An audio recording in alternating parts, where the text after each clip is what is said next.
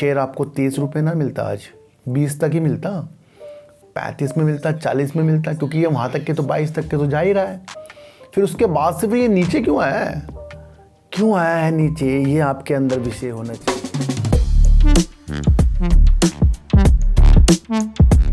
नमस्कार, आप देख रहे हैं डीप सर 6 और आज बात करेंगे सर आर पावर की। सर देखो सर, आर पावर अभी हाल ही में 4-5 दिन से चर्चाओं में रहा है, जब से इस शेयर ने आपको तेज़ी दिखाई है। इससे पहले जब ये किसी बुलंदी पर पहुंचा, फिर उसके बाद से ये काफ़ी नीचे तक टहल रहा है।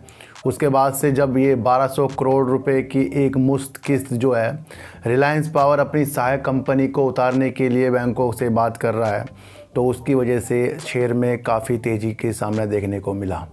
फिर अगले दिन इसके अंदर गिरावट, फिर एक वॉल्यूम जो हैवी इसके अंदर बना, उसने इसके अंदर फिर से एक ऐसी प्रगति सी डाल दी कि ये शेयर अब 14 से 15 रुपये की छलांग मारने के लिए भी तैयार हो सकता है।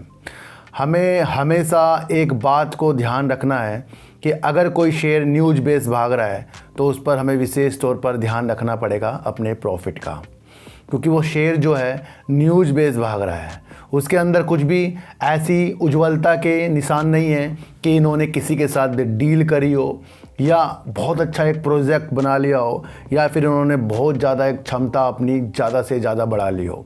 ये सिर्फ न्यूज़ है, और वो न्यूज़ है कि ये अपनी सहायक कंपनी के 1200 करोड़ रुपए जिस तरीके से भी ये देना चाह रहे हैं उसके तहत था। लाजमी एक कंपनी में बात ये अच्छी हो रही है कि ये अपने कर्ज को उतार रहे हैं। जब भी कोई कंपनी अपने कर्ज को उतारती है, यानी उसको आगे जाकर अच्छा काम करना है, तभी वो कर्ज की तरह ही है, उसे उतारने की तरफ बढ़ रही है और वो एक अच्छा काम करने की दिशा में लग रही है।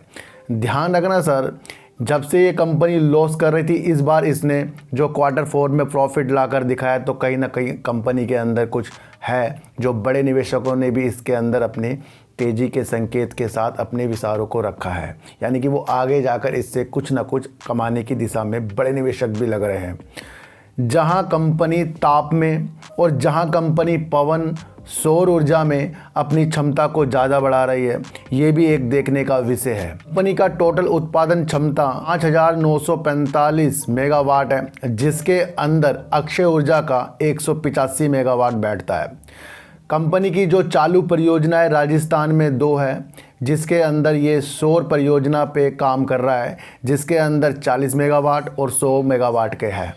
कंपनी का एक विंड टरबाइन का एक प्लांट है, फार्म है, जो महाराष्ट्र में जो 45 मेगावाट की क्षमता को प्रदर्शित करता है, यानी कि टोटल अक्षय में इनकी 85 मेगावाट तक की इनकी क्षमता है। ये आपको समझकर चलना पड़ेगा। कंपनी की एक अच्छी चीज़ मुझे ये देखने को लग रही है, जिस तरीके से ताप से और जहां ये अक्षय ऊर्जा की तरफ भी अपने पोर्टफोलियो को बढ़ाने की एक दिशा में निकल रही है, यानी कि आगे जाकर ये पवन के क्षेत्र में, सौर के क्षेत्र में अपनी परियोजना को ज़्यादा से ज़्यादा बढ़ा सकते हैं। कंपनी की तरफ विशेष तौर पर आपको ध्यान रखना पड़ेगा, क्योंकि इसके अंदर ज़्यादा से ज़्यादा आपको प्रमोटर के अलावा रिटेलर ज़्यादा इसके अंदर हैं, और करीब इसके अंदर जो प्रमोटर हैं 24.99% है 2023 मार्च तक, और वहीं पर आपको देखने को मिलेगा कि इसके अंदर जो रिटेलर यानी पब्लिक है वो है 64.47%। जिस कंपनी पेनी स्टॉक के अंदर उसकी अभी उपलब्धता के द्वारा इतनी ज़्यादा पब्लिक बैठ जाए, उस शेयर में लाजमी कुछ दिनों के लिए तेज़ी, फिर उसके बाद गिरावट के सिलसिले होंगे। इस शेयर की मंशा आपको कम से कम 4 से 5 साल की एक प्रोजेक्ट के अपने द्वारा की एक प्रोजेक्ट है मेरा कि मुझे आर पावर से अच्छा पैसा कमाना है। देखो सर, अगर ये 22-23 में गया शेयर तो फिर वहाँ बहुत कुछ अच्छा होता, तो ये शेयर आपको 30 रुपये ना मिलता, आज 20 तक ही मिलता, 35 में मिलता, 40 में मिलता, क्योंकि ये वहाँ तक के तो 22 तक के तो जा ही रहा है। फिर उसके बाद से फिर ये नीचे क्यों आया है, क्यों आया है नीचे, ये आपके अंदर विषय होना चाहिए। क्योंकि कुछ लोग नीचे खरीद कर ऊपर अपने चीज़ों को सेल करते हैं, और हम किस चीज़ में फंस जाते हैं कि पेनी स्टॉक है, ये मल्टीबैगर बन जाएगा। मल्टीबैगर अगर इस शेयर को बनना तो पहले ही था, ये बना हुआ पहले ही था, फिर वहाँ से कितने नीचे आपको मिल रहा है। फिर वही तलाश अगर आप कर रहे हो जहाँ से ये निकल के आया है, तो उसके लिए आपको ये देखना पड़ेगा कि इसी कंपनी के मालिक की कई कंपनियां दिवालिया भी हो रही हैं, जिसके अंदर आर कैपिटल और जिसके अंदर आर कॉम भी आपको देखने को मिला है। अब रिलायंस इंफ्रा हो गया, आर पावर हो गया, ये विशेष तौर पर अच्छा काम कर रहे हैं। यही अनिल अंबानी को एक अच्छे मुकाम तक ले जाएंगे। लेकिन जब इनके साथ जुड़ती हुई इनकी दूसरी कंपनियां जो दिवालिया प्रक्रिया की तरफ है, तो एक विषय ये भी बन जाता है कि उस चीज़ से निपटने के लिए भी मालिक तो काम करेंगे ना, उससे जुड़ता हुआ ये अंग है। तो इससे क्या दिशा दिख रही है कि जब ये अपनी अलग कंपनियों का भी हर एक तरीके से निपटारा करेंगे, चाहे वो आर कैपिटल को कोई अधिग्रहण करना हो या आर कॉम का कुछ भी विषय निकलना हो, फिर जाकर जब इनका दिमाग दो कंपनियों की तरफ बढ़ेगा, वो है आर पावर, रिलायंस इंफ्रा, उसमें आते आते कम से कम 2 से 3-4 साल लग जाएंगे। तो इसलिए ये विशेष तौर पर मैं आपको बता दूं, प्रॉफिट बुकिंग वाला शेयर बनता जा रहा है। आप किसी के चक्कर में बताना कि मल्टीबैगर 50-60 तक पहुंच जाए। वैसे हाल ही में तेज़ी आपको दिखा सकता है। बाकी भी आपको मिष्टान फूड हो गया, उसने कब से आपको गिरना शुरू करा, वो भी तेज़ी में है। क्योंकि ये तो है नहीं कि शेयर जीरो होंगे वहाँ। देखो सर, एक बात बताऊँ मैं आपको कि अगर रिलायंस पावर 23 या 22 में गया, फिर ये वहाँ से नीचे आते आते कितने लोगों का इसने हृदय तोड़ा होगा। जब ये 20 से नीचे आए तो कई लोग इसके अंदर और लपके होंगे इसे पकड़ने के लिए, भाई यहीं से जब मार देगा।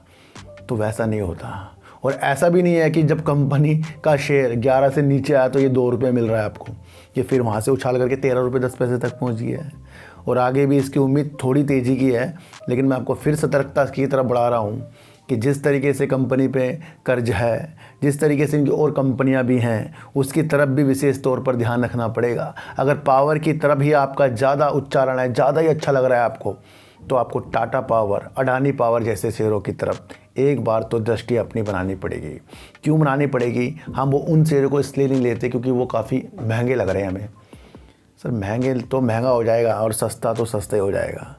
इसमें कम से कम दिमाग लगाना है। और देखो सर, एक चीज़ और बताऊं कि कमाने के सिलसिले जो होते हैं वो पेनी स्टॉक से ज़्यादा बन जाते हैं। अगर आप इसकी दृष्टि सिर्फ मल्टीबैगर की देखकर इस शेयर को ख़रीद रहे हैं तो ये बिल्कुल गलत है। और अगर आप इसकी दृष्टि इसलिए देख रहे हैं कि मैं भाई नीचे खरीद के ऊपर अपना प्रॉफिट बुक और मेरे पास जितने भी थोड़े बहुत शेयर हैं वो दूसरे अकाउंट में मेरे रखे रहेंगे, वही मुझे अच्छा बेनिफिट दे देंगे, तो इस तरीके का शेयर आपको ये समझ कर चलना पड़ेगा। क्योंकि हृदय जो होता है ना, ये ललचाता है, ये इमोशनल कर देता है। इमोशनल से हमें दूर होना है शेयर मार्केट से। और जगह इमोशनल लगाइए, लेकिन शेयर मार्केट में इमोशनल से काम नहीं चलेगा। ध्यान रखिए, कंपनी का काम दिन प्रतिदिन बढ़ता जा रहा है, अच्छा होता जा रहा है, प्रॉफिट में कंपनी आ गई है, कर्ज को उतार रही है, अपनी सहायक कंपनी के कर्ज को भी उतारने के लिए बात कर रही है, उसी वजह से तेज़ी है। और ये तेज़ी मुझे लाजमी अच्छी नहीं लगती कि जब कोई कंपनी कर्ज उतार रही है तो उसके शेयरों में तेज़ी, वो तो कहीं ना कहीं से पैसा इकट्ठा करके ही कर्ज उतार रही है। ध्यान रखिए कि अगर हम प्रॉफिट करके कर्ज उतार रहे हैं कि हमने बहुत अच्छा पैसा हमारे पास आ गया और हम उससे कर्ज उतार रहे हैं, वो बेनिफिट होता है। तो सारी दृष्टि को एक अच्छी बना लीजिए, ज़्यादा दिल आर पावर से नहीं लगाना है, कुछ शेयरों के साथ ही इससे आगे बढ़ना है और अपने आगे बढ़ने के साथ जो है अपने प्रॉफिट की तरफ देखनी है।